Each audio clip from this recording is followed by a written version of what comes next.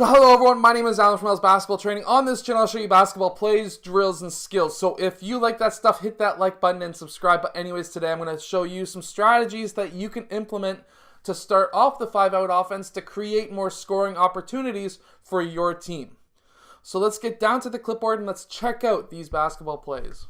Okay, so as we can see, there's no defense just yet. I'm going to be loading in different defensive schemes when I show you these strategies. So first off, we have our center. If we have a center who is more powerful, bigger, and stronger than the opposing center, this is going to be a great strategy for you to run. So we're going to have our guys lining up to go into the 5-out, except we're going to start with player 5 cutting towards the post first and posting up his man right in the middle.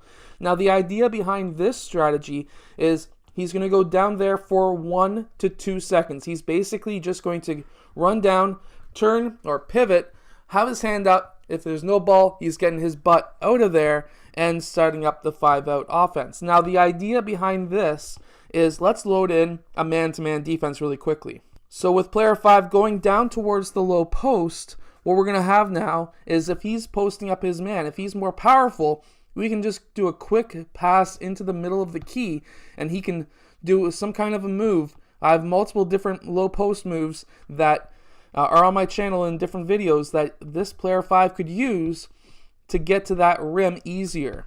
Now, if he is not open, he's going to clear out. Now let's see it against the 2-3 zone and you can see how great this strategy actually works. So here we have a 2-3 zone.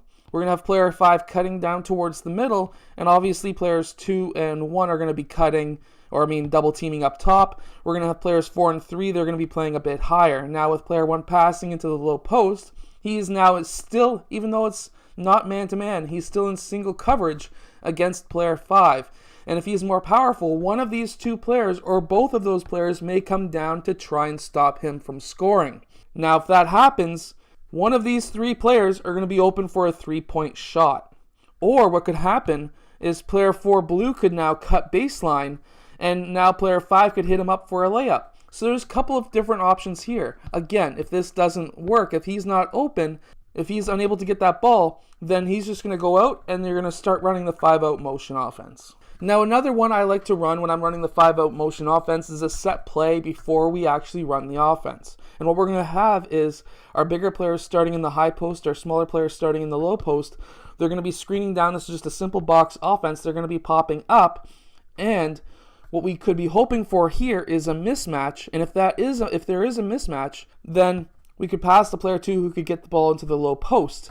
However, if these guys are still not open, mismatch or no mismatch, they're just going to be popping out after 1 to 2 seconds posting up, and now you're in your 5-out offense. Now against the man-to-man defense, of course, very obvious, if they were to switch, these players might be open for a 3-point shot. If they were to switch, let's just say that one of them switched, then we have a mismatch down here. Player 5 can clear out, and we have now player 4 who's probably a power forward on a guard. So mismatch, it's going to work. Now let's see it really quickly against the 2-3 zone. Now against the 2-3 zone, obviously there's not going to be much when it comes to screening. However, what we could have is players screening those outside wing players, players 2 and 3 popping out.